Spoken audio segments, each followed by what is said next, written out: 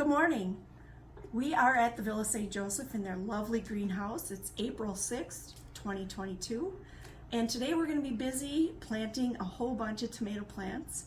And the idea is to use a winter sowing method in order to save space in the lovely greenhouse for other warm hothouse plants.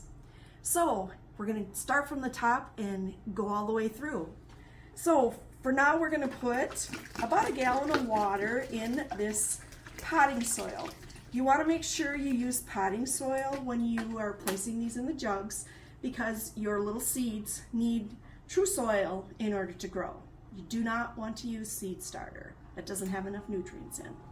So now I'm just going to mix this up a little bit, and you want it to be so it kind of holds a little bit of soil ball. Then our jugs were prepped on another video, so you can look for that on YouTube. And we're going to fill this, so there's about 2 to 3 inches. What I like about this container is for tomatoes, it has some height here, so the tomatoes can actually form some decent seedlings. And when I decide how many to put in, I usually, in this rectangle, which is one of my favorites, for 2 reasons. You can usually use about 6 indentations, so think of a dice. And then I also like this jug because it's got a really decent sidewall to it. Contradictory to that, milk jugs are getting really wimpy. So this one barely holds its shape, but we're going to use it. It just isn't going to make it more than one season. So now that I've got my hands sturdy, I practiced ahead of time and I made myself a label. And this label goes inside the container so that you can keep track of what you're doing, and then you can use the label when you transplant.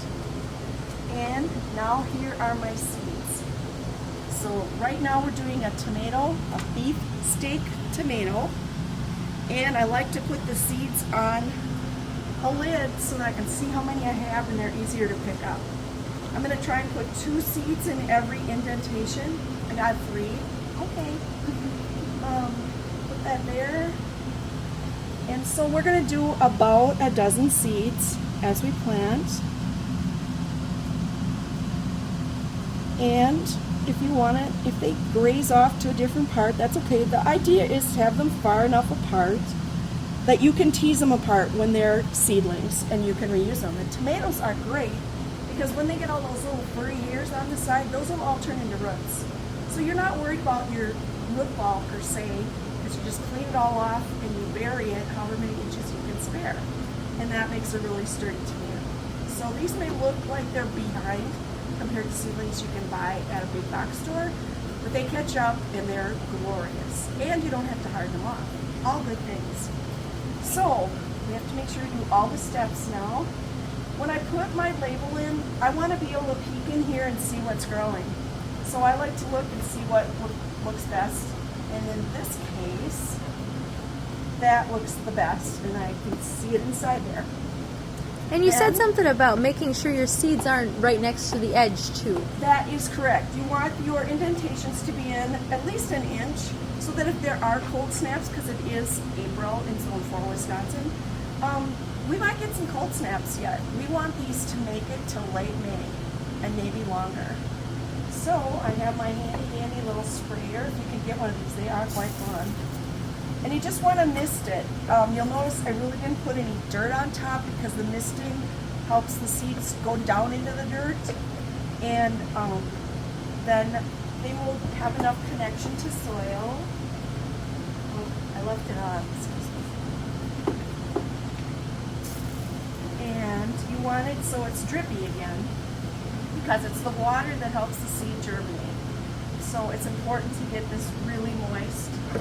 We're using a boot tray here because, as you can see, you get puddles after you've done about 10 of these. Where's next? So I'm going to move right along here, and I have a rag handy, mostly to get my hands clean enough and also get the edge here satisfactory enough to apply duct tape. And duct tape can be kind of persnickety. And what I do is I do a piece about this size and I use my knife and cut it. You can rip it, but I My hands don't like that after a little bit. I'm going to do 2 that'll go halfway around, and that's an estimate. I'm going to do 1 more to put a label on the outside so we know what we planted. We don't always have to peek in the jugs, but that is the funnest part. When you see your babies coming in there, they're really fun. And we're just going to work along here. Another thing I do if my jug isn't too heavy, I use a little weight, so it's nice to use your duct tape for more than one thing. And you need to hold it in place a little bit. It does okay with some water, but it's going to take a few seconds for this to actually connect. You want all of the crack to be covered. And if you don't make it the whole way, then you cut another short piece to make sure it overlaps. We made a hinge back here, so you want to get to the point of the hole of the hinge. And, oh, I did it. I made it all the way to the last part. All right, and so you want to use a painter's pen on everything that you label, because this will make it through the summer and then some. So on the outside, I'm going to put the date, because it's always intriguing to see just how many days it takes for these to germinate. We want to know it's a tomato, and this is beefsteak. So this is ready to go outside along with these other ones. So here you can see tomato, beefsteak. We did a brandywine pink. These are vinegar jugs. Those are excellent, especially for tomatoes because of the height. They allow for the seedling to grow. And when they start putting their little leaves out the top, then you know it's time to open them up for a little bit. This is a rectangular, this is a organic laundry detergent, so we rinse it well, but it just has a really nice shape to it, and you can really put a lot of seeds in there. So, I think that's all I needed to show you today. Have a great one.